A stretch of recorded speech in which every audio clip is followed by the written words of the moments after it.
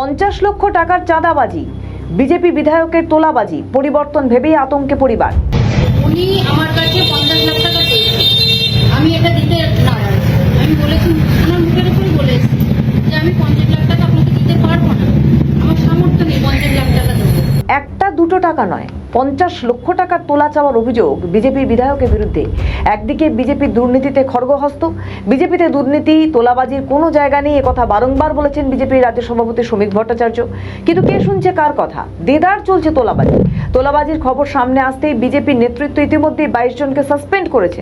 তারপরও কারোর কোনো ভয় নেই। বিজেপির রাজ্য সভাপতি তিনি একা নন, দিলীপ ঘোষ, অগ্নিমিত্রা পাল প্রত্যেকেই বলেছেন বিজেপিতে কোনো রকম তোলাবাজির খবর সামনে এলে তার বিরুদ্ধে অ্যাকশন নেওয়া হবে। একটি অবৈধ বিল্ডিং এ তালা লাগিয়ে দিয়েছিলেন বিজেপি বিধায়ক। সেই বিল্ডিং এর মালিক সর্বসম্মুখে সেই তালা ভাঙলেন, আর তার কয়েক ঘন্টার মধ্যেই পুরসভার প্রতিনিধিরা এসে ফের তালা লাগিয়ে সিল করে গেল। পূর্ব বর্ধমানের কালনা পুরসভার ডাঙ্গাপাড়ার এই ঘটনায় চলল নাটকীয় পরিস্থিতি। ওই বহুতল বিল্ডিং কে অবৈধ নির্মাণের অভিযোগে কয়েকদিন আগেই তালা ঝুলিয়ে দিয়েছিল পুরসভা। সেই তালা লাগানোর ঘটনায় বিজেপি বিধায়ক সিদ্ধার্থ মজুমদারের ভূমিকা ছিল বলে অভিযোগ বিল্ডিং এর মালিক নন্দিনী তিওয়ারির। এদিন সেই তালা প্রকাশ্যে ভেঙে দেন তিনি। এরপরই বিজেপি বিধায়ক সিদ্ধার্থ মজুমদার বিজেপি নেত্রী মৌসুমী মণ্ডলের বিরুদ্ধে একাধিক অভিযোগ তুলে সরব হন নন্দিনী তিওয়ারি। কি বলেছেন শোনাবো। উনি তারপরের দিন আমার বাড়িতে গুন্ডা বাহিনী পাঠিয়েছে আমার হাজব্যান্ডকে মারার জন্য। তারপরের দিন যখন আমি গেছি 14 তারিখে থানায় কেস করতে আমার হাজব্যান্ডের নামে, আমি দুপুরে গিয়ে কেস করে এসেছি, সন্ধ্যেবেলা আমার হাজব্যান্ডের নামে উল্টো কেস হয়ে গেল। আমার হাজব্যান্ডের নামে মিথ্যে একটা কেস দিয়ে আমার হাজব্যান্ডকে ফাঁসিয়ে দিল।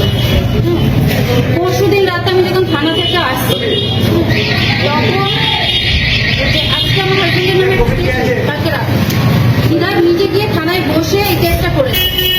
নিজে থানায় পুলিশকে প্রেসার দিয়ে কেসটা করিয়েছে। বিধায়ক বলে দিয়েছে সেই হিসেবে কেসটা হয়েছে আমার হাজব্যান্ডের নামে। ভয়ঙ্কর অভিযোগ তুললেন তিনি, বললেন পুলিশকে জোর করে তার স্বামীর বিরুদ্ধে কেস দেওয়া হয়েছে। তবে এখানেই শেষ নয়, আরো কি বলেছেন শোনাই।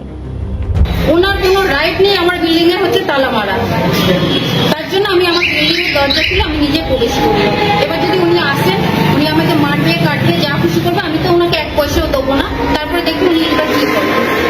তবে বিল্ডিং নির্মাণের ক্ষেত্রে পুরসভার অনুমতি প্ল্যান মানা হয়নি এমন অভিযোগই সামনে এসেছে, যদিও সেই অভিযোগ সরাসরি অস্বীকার করেছেন বিল্ডিং এর মালিক।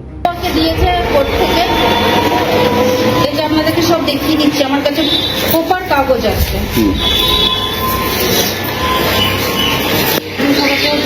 শ্রমিক ভট্টাচার্যকে আমি নোটিশ করেছি।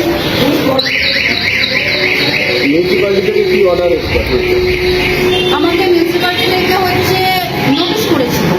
এটা বিধায়ক ওনাকে প্রেসার দিয়ে করিয়েছে, নোটিশ করিয়েছে। ফার্স্ট টাইম নোটিশ করিয়েছিল, এসে দুবার ওরা মেপে গেছে এই জায়গা, মেপে গিয়ে সেকেন্ড টাইম আমাকে নোটিশ করেছে। আমি তখন কোর্ট থেকে ওনার সাথে যা কথা হয় কোর্টের সাথে কথা হচ্ছে। মিউনিসিপালিটিতে এটা ডেমোলিশ বা ভেঙে দেওয়ার কোনো নোটিশ নেই? কোনো নোটিশ নেই, সেরকম কোনো অর্ডার নেই, কোনো রকম অর্ডার দেয়নি। কোর্ট কোনো রকম অর্ডার দেয়নি যে আমার বিল্ডিংটাকে ভেঙে দেওয়া হয়। যদি বিল্ডিং ভেঙেই দেওয়া হতো, কোর্ট যদি পারমিশনই দিত, তাহলে পৌরসভা এসে আমার বিল্ডিং এ তালা মারত। বিজেপির রাজ্য সভাপতি শ্রমিক ভট্টাচার্যকে জানানো হয়েছে বললেন নন্দিনী তিওয়ারি। বিজেপি বিধায়কের তোলাবাজির সামনে আসতেই বিজেপি রীতিমতো অস্বস্তিতে পড়েছেন।